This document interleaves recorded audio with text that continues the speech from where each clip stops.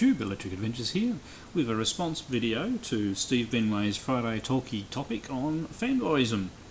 And what he was talking about was, people hanging on to a particular system or thing in defence of all logic. That's, sort of the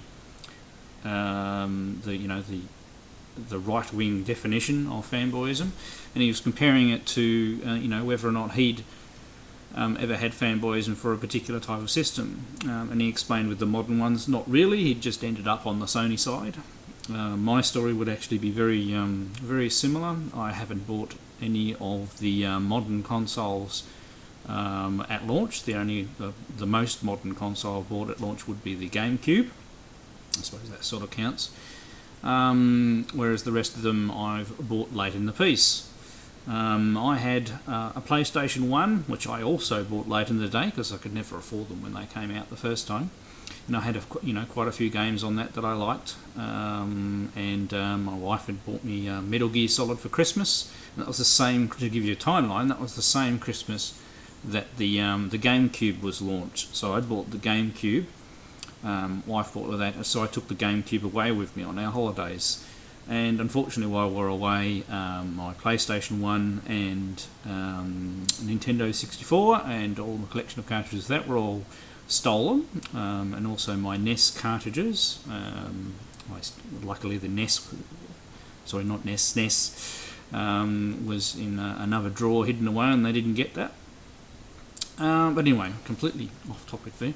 But I'm sort of going the storyline, and with the insurance money, rather than buy a PS1, I bought a PS2 and about a dozen titles at once, which is actually probably a bad thing at the time because some games I played and completed and others I didn't. But we had a lot of fun with that system. And completely ignored the launch of the Xbox and everything like that. It just wasn't at that stage, able to afford to have another console and everything like that. And it actually, it's actually much later that I bought an Xbox, and that was purely and justly to play Halo. And I got a cheap second-hand one, so I never really got into the Microsoft consoles because they just didn't attract me at the time. Now, PlayStation 3, I also didn't buy that at launch. Oh, dreadfully expensive when they first came out. I briefly played a couple of games at my brother-in-law's house, and liked what I saw, but didn't really get into it. And I suppose the same with the Xbox 360. Still didn't have an Xbox, so the Xbox 360 didn't interest me that much at all. And then I did some work. It was actually been put in the timeline a bit over 5 years ago at Christmas time, and as a bonus, my work gave me I think it was like $1,000 voucher or something like that, and we bought an exercise machine, and the rest I spent on buying my first PS3. I only had came with a couple of games, and from then on I've just bought titles for the PS3. Now, from the computer programmer technical standpoint of view, and this is drawing hairs, the PS3 is technically more powerful than the Xbox 360, but it's a lot harder to program, so it's neither here nor there, and I'm not particularly interested in those newer systems as far as processors and what they can put up on the screen. I'm more interested in the games. So I definitely wouldn't be a modern fanboy. I've just ended up on the Sony side. And whether or not I buy any of the new consoles will totally depend on probably particular games and budget as well. You drop a lot of money on these systems, and also you don't think about it. It's the price of the games. Games for new systems are like at least around the $90, $100 mark, and they stay that way for some time. We bought a Wii U, and that was primarily for the kids, and we've only bought 2 games so far. Because you can buy a lot of other things spending that amount of money on a game, so we usually wait till they're on special and things like that. And the Wii U games that are on special around here aren't really the ones that we're interested in, so we're still stagnant on that. But going back, I thought it was interesting. Steve went through how he ended up, and he labelled himself an Amiga fanboy. Now, my computer path starts back in the 8-bit era, where I got heavily into the Spectra Video computers when they came out, and at that time I made an informed choice. And I had a look at the systems. I didn't particularly like the Commodore 64 at the time because it had exactly the same BASIC that the VIC-20 had, which had exactly the same BASIC that the PET had. And as a programmer, that really didn't appeal. And plus, the games that came out when the Commodore 64 first came out were very, very primitive. And actually, at the time when I was looking at the Spectra Video 318, the Commodore 64 was still to come, and we were only looking at the VIC-20. So you're looking at VIC-20 with 4K of RAM, and then there was the Micro B, which is an Australian-made machine. I was very interested in that. It followed its progress from a humble thing from being a kit that you could buy through Electronics Australia, a magazine that I used to get. But once again, they were too expensive.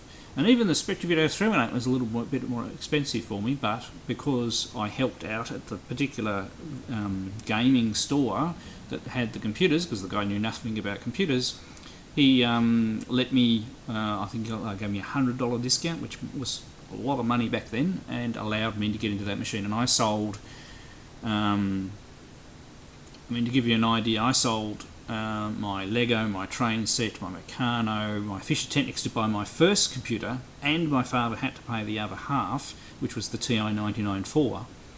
And I sold that, and all the money from my paper run, and because I hadn't started anything from the store, plus the discount, to get that 318. So the 318 was my main computer that I used to the fullest extent. Now, I was obviously very disappointed that there was no software being brought out. And there was software there, but I could never afford to buy it. There were some cartridges, which I'm lucky enough to have picked up recently. But there's actually only about 9 of them, so actually I don't think there's 9, I think there's 7. 7 cartridges, and probably only about 30 tape games ever came out for it.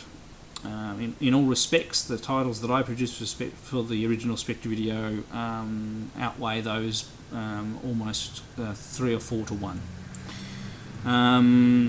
So, you can call me, that's where my particular passion and fanboy for those particular 8-bit machines. And then, of course, the MSX machines came along, and I followed the Spectra Videos through. I went from a 318 to a 328 to get the extra memory, and got the expansion bus, which you can just see in the corner of the picture over there. Developed games, and then the 728 came out with the MSX. So, of course, wanted to switch over to MSX, and all those lovely titles, finally being able to get titles. And I had an external add-on drive, 5¼ drive for that machine.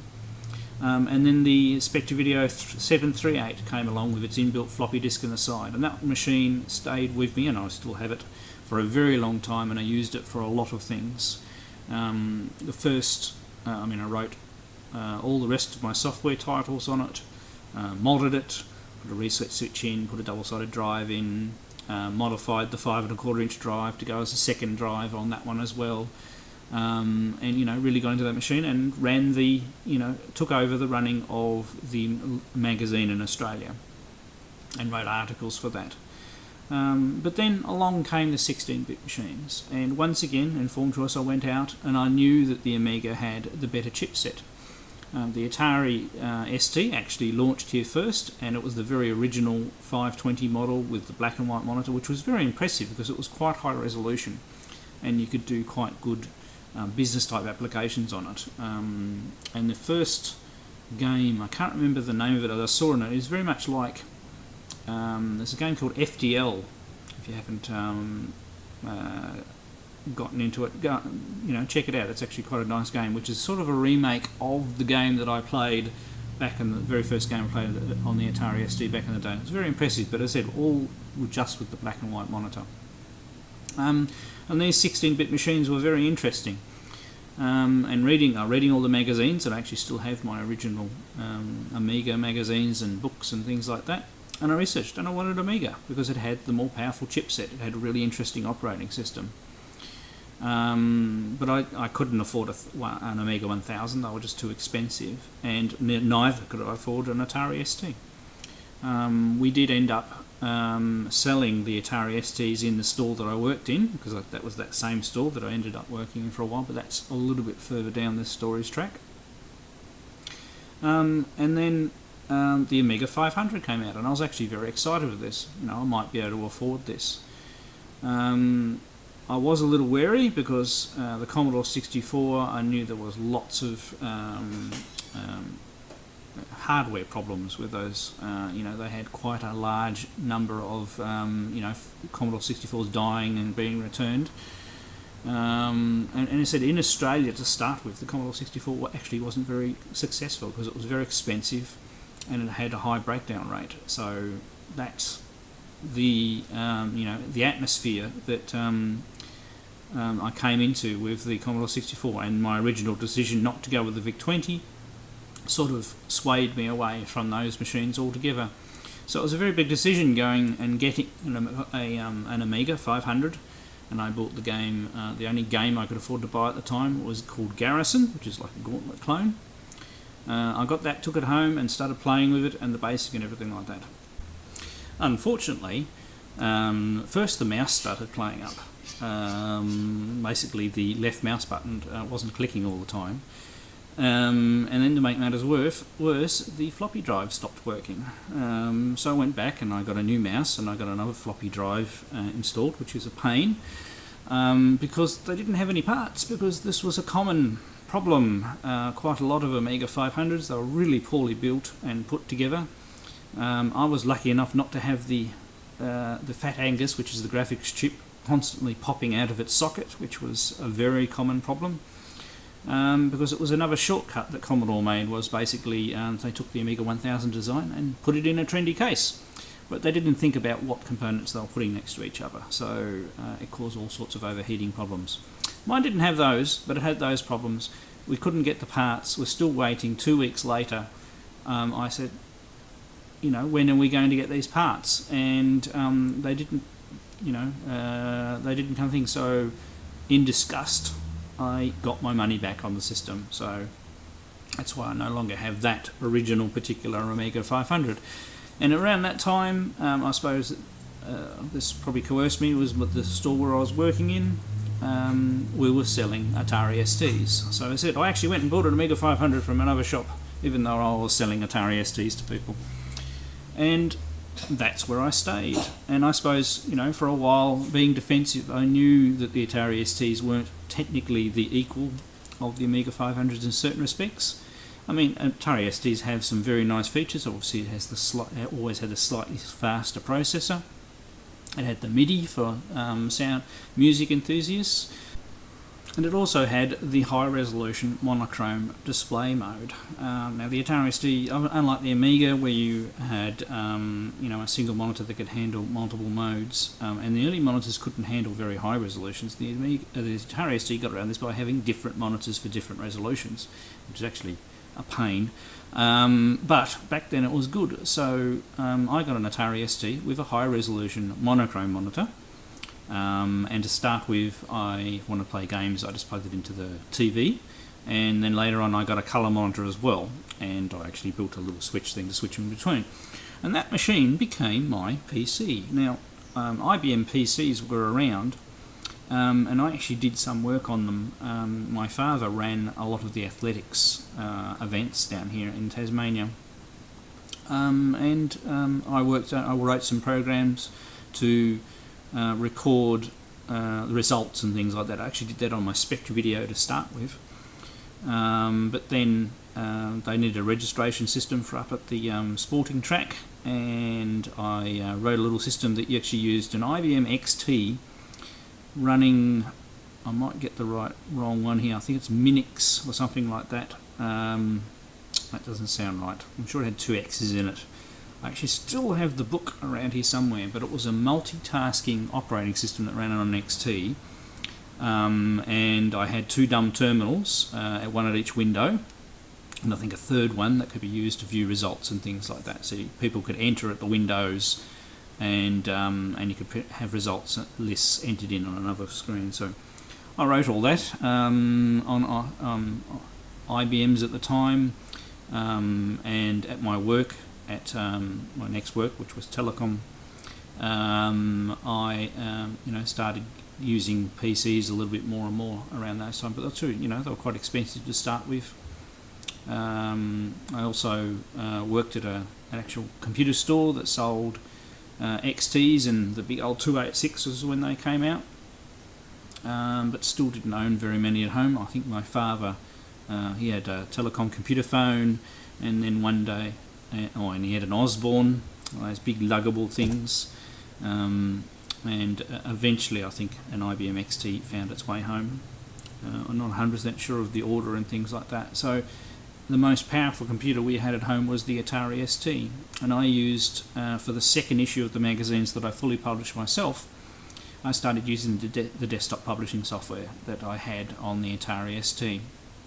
And I used Microsoft Write, which was like the original Mac Write that Microsoft wrote, way better than, you had Word 5 on the IBMs, which is all purely text-based and everything like that. It actually wasn't until much later that you obviously got Windows 2, and you had something like Adobe PageMaker, so that's still, further years in the future from this stage. So I used my Atari ST for desktop publishing and word processing, and some databases, and I actually started to, still using it as a tool to publish a magazine from MSX, still publishing the games for that. And then I thought I might have a go at programming games for the Atari ST. And it was the machine I had. If I had the Amiga, I probably would have done it for that. And I started writing my most popular game for the 8-bit computers for the Atari ST. And that's why I've got lots of Atari ST programming books and 6800 books and everything like that. Now, a friend of mine did the art for this, the graphics for it. He actually did some really nice insect thing, which I hope to resurrect in the future when I get more time. No promises. So this has been a fun little... So, one more thing, and with the Atari ST, I then went up to a Mega STE as well. And I went from a 520 upgraded to 1 meg to a 1040 STE, which is the one I still have to this day, and the monochrome monitor, and the colour monitor. Now, all those three things I actually traded with the guy that used to sit here and work for me. And then later on traded it back, so I got it back. But in the meantime, whilst he had it, I actually really regretted doing that. Although I haven't used that machine for ages, because I actually went up to the Mega STE with the hard drive and everything like that, which I sold at a later stage. But I always kept my last 1040 STE, and I bought another one. So I actually have ended up with two Atari 1040 STEs. They're both one's in really good condition. The other one's a little. It's got some broken chassis screws, but otherwise works, and I might have something wrong with the joystick port. So really interesting topic. Sorry if I've rambled a lot. Had to do it in 3 cuts because I got interrupted twice. But anyway, I haven't actually done a response for a while. I just felt like doing it today, and it was a great topic to talk about. So those of you who don't know who Steve Benway is, follow the link below to his original video. Thanks for watching. Thanks to all my subscribers, and catch you all later.